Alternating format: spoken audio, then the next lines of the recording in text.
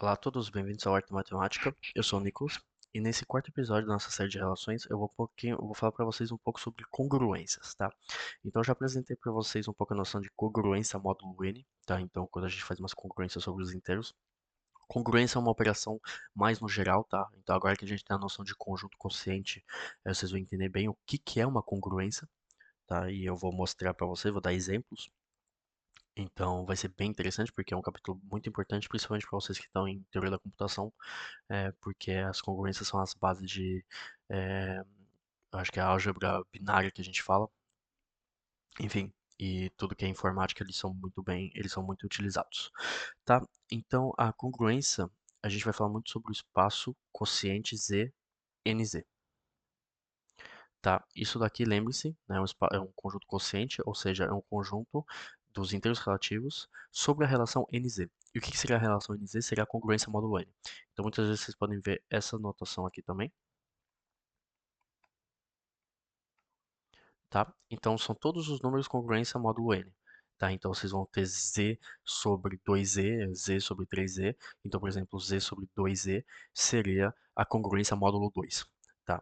Então, bom, eu vou dar exemplos no final do vídeo. Primeiro eu preciso definir e demonstrar algumas coisas para vocês, ok? Então, primeiro eu vou definir o que é uma congruência, tá? Então, a gente vai considerar um conjunto E, né, e várias operações, tá? Então, agora, lembre-se,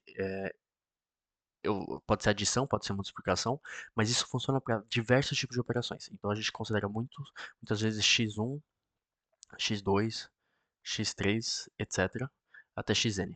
Tá? Então, pouco importa o número de operações. Tá? Então, isso não são multiplicações, são operações no geral. Então, pode ser somas, multiplicações, divisões. Tá? A gente dá um contexto generalizado, porque isso já demonstra para todo tipo de operação. Ok? E a gente fala que R é uma congruência. Então, lembre-se, congruência é uma relação, né? Sobre E, então sobre esse conjunto aqui, né? Esse conjunto de E com N operações, né? C e somente C existe. Então temos quatro elementos, X, Y, X apóstrofe e Y apóstrofe, que pertence a E, né? E para todo I, que pertence a um N. Bom, esse I para um N é para a gente listar de forma mais resumida as nossas operações. Espera aqui, bugou o zoom. Temos X em relação com X apóstrofe e Y em relação com Y apóstrofe implica que a gente tem a passagem pela operação. Então, isso implica que temos x com a operação xi y em relação com x apóstrofe xi y apóstrofe. Ok? Então, basicamente, o que é a congruência? A congruência é uma passagem ao quociente, então a gente passa pela classe de equivalência, mantendo as operações. Tá? A gente meio que passa a operação para a classe de equivalência. Ok? Então, por enquanto, a gente falou bastante sobre classes de equivalência sozinhas, né? Então, uma congruência é uma relação que fala, ó, se temos uma operação, né? E R é uma congruência, ou seja, essa operação também vai passar para a classe de equivalência. Então, a gente vai ter operações nessas classes de equivalência. Então, no caso, seria essas operações no conjunto quociente. O primeiro exemplo prático, no caso é um teorema, então a gente vai dizer que ele é verdade, não vai precisar demonstrar toda vez, que a relação de congruência dos inteiros, então o que eu já apresentei para vocês algumas vezes, é uma congruência sobre o conjunto dos inteiros relativos com a lei de as leis de operações soma e multiplicação. Tá? Então aqui é o caso geral, então operações, N operações. Aqui são com as duas operações que a gente mais conhece, que é a soma e a multiplicação. O que que isso significa? Então, se vocês ainda não entenderam bem, aqui vai ser um exemplo que vai iluminar o caminho de vocês, como iluminou o meu, né? A ideia é, por exemplo, se a gente, para mostrar que a relação de congruência dos inteiros é uma congruência, é porque as operações de adição e multiplicação se mantêm sobre esse espaço. Então, por exemplo, se temos A congruente a B módulo N e C congruente a D módulo N, né? Ser uma congruência sobre esse espaço é falar que a soma passa ao conjunto quociente. Então, o que isso implica que A mais C é congruente AB mais D módulo N. Ok? Isso que é falar que é uma congruência sobre, por exemplo, Z e soma. Então, para multiplicação, a gente tem que mostrar também para multiplicação. Ok? Obviamente, eu vou demonstrar isso para vocês, tá? Mas é a ideia geral. Né? Então, a gente tem uma operação que passa ao quociente. Tá? Eu nem sei porque que eu apaguei, porque eu vou ter que reescrever. Então, vamos mostrar para adição primeiro. Então, temos A congruente a B módulo N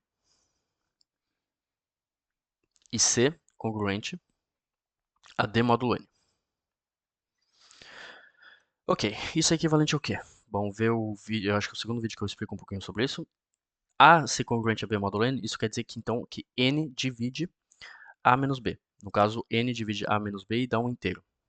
Não é a mesma coisa aqui, então N divide C menos D. Ok? Bom, isso daqui, a soma, o N vai dividir a soma. Né? Vocês podem escrever isso em forma de fração, que vocês vão entender. Então, se temos A menos B dividido por N, mais C menos D dividido por N, isso igual a, pela regra das frações, A menos B mais C menos D, que divide N. Né? No caso que N divide A menos B mais C menos D.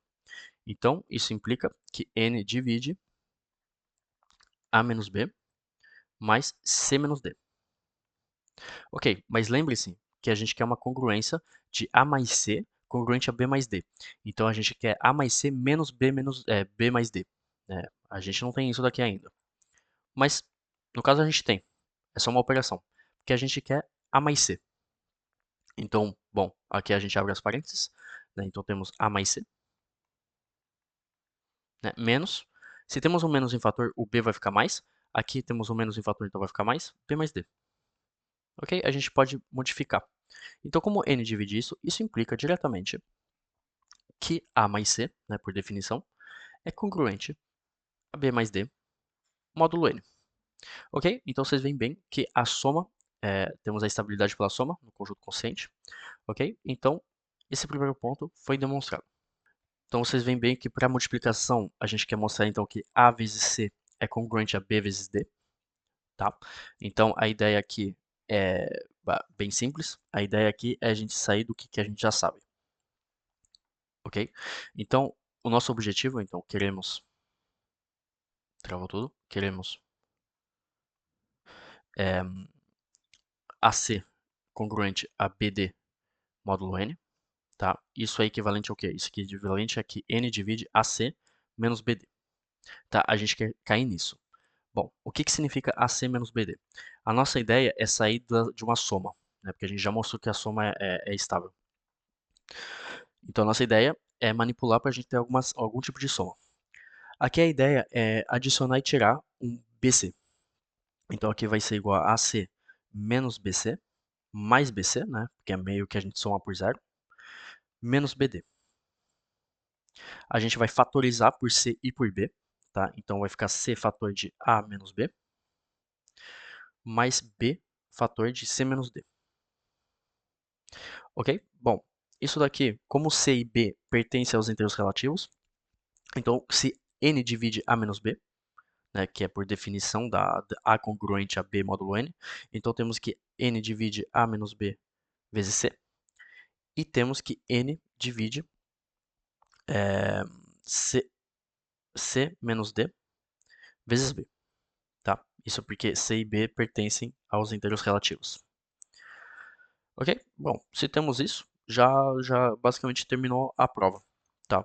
Terminou a prova, porque se n divide os dois, a gente vai ter a relação que a gente quer.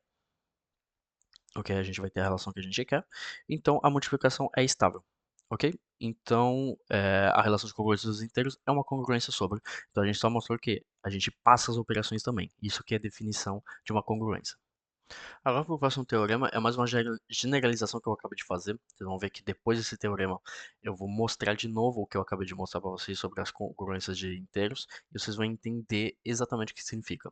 Então, essa é a forma mais generalizada, né? Então, se a gente considera um conjunto E com N operações e R ser uma congruência, temos umas leis, que são leis diferentes sobre o conjunto quociente, né? Então, x um ponto, a gente difere essas leis por um ponto. Tá? Então, quando vocês veem uma lei com um ponto, é porque ele está no conjunto quociente. E basicamente diz que se temos uma operação no conjunto consciente de classe de equivalência, isso igual a classe de equivalência inteira dos elementos por a operação do conjunto de partida, ok? Então, parece um pouquinho complicado, vocês vão ver que é basicamente o que a gente acabou de fazer, tá? Então, para demonstrar isso, na verdade, é mais uma questão de unicidade, ok? A gente tem que verificar se temos x1 ponto y, tá? Então, a operação no conjunto consciente das classes de equivalência, isso igual, então, o que a gente está aqui, então, x1, y, tá? E no caso, a ideia é mostrar que, se ele é igual a isso, ele vai ser igual também a x apóstrofe, xi, y apóstrofe, tá? A ideia é mostrar que a operação entre x e y não depende da classe de equivalência de x e y, no caso, classe de equivalência, perdão, de classe no geral, ok? Então, é mais uma verificação de unicidade essa prova.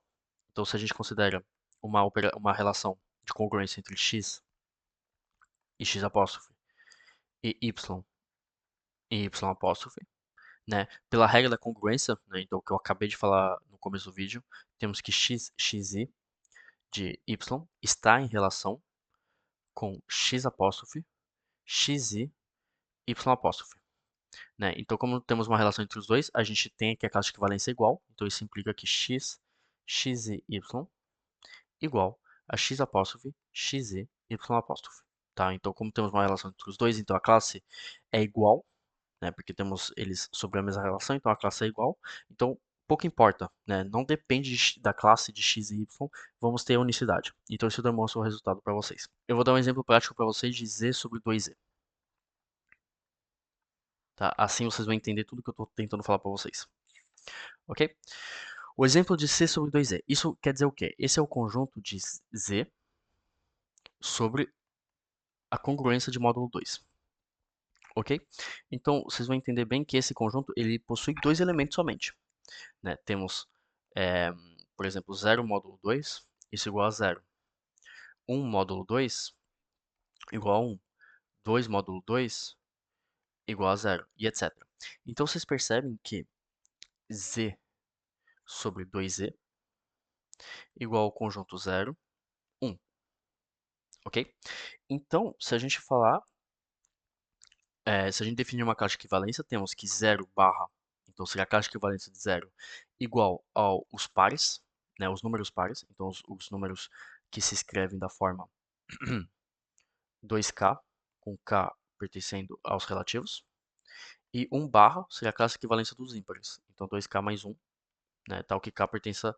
Então temos essas classes de equivalência. E agora o que a gente vai fazer a gente vai fazer as leis de z sobre 2z. E agora vocês vão entender tudo que eu vou falar para vocês. Né? Porque, por exemplo, se a gente fizer 0, né, a caixa de equivalência é 0 mais 0. Né? Então, vou fazer a lei da soma para vocês. Lembre-se, né, isso daqui, eu acabei de falar, temos uma soma. Né? Então, uma soma de classe de equivalência, então seria a soma sobre o conjunto consciente. A gente pode passar a operação ao consciente, então isso é a mesma coisa. Né? Se a gente definir por um ponto aqui, vai ser a mesma coisa que 0 mais 0, né? Toda a classe de equivalência 0 com 0. Ok? Bom, vocês percebem que essa soma aqui é igual a essa soma, então não precisa diferenciar com ponto. Não necessariamente isso é sempre, né? E, e agora teremos, então, 0 mais 0 é 0. Então teria a classe de equivalência 0. Ok?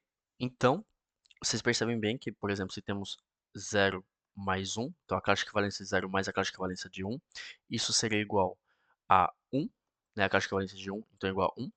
Já, por exemplo, 1 mais 1 igual a classe de equivalência de 2, só que não temos 2. No caso, 2 seria 0. Né? Então seria 2, né? A classe de equivalência de 2, só que 2 é um par, então seria 0. Ok? Então vocês percebem que 1 mais 1 é igual a 0. Mas lembre-se, a gente está falando de classes de equivalência, né? Classes que são dessa mesma operação. Né? Então, nesse caso, em z sobre 2z, 1 mais 1 é igual a 0.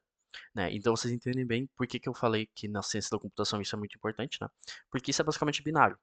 Né? 0 mais 0 é igual a 0, 0 mais 1 é 1, 1 mais 1 é igual a 0, porque em binário é definido tudo por 0, 1, 0, 1, 0, 0, etc. ok?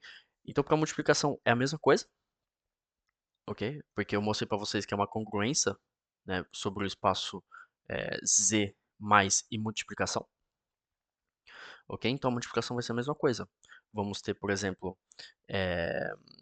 0 vezes 0, isso igual a 0, então isso igual a 0, né? 0 vezes 1 igual a 0, então isso igual a 0, né? Já, por exemplo, 1 vezes 1 igual a 1, isso igual a 1.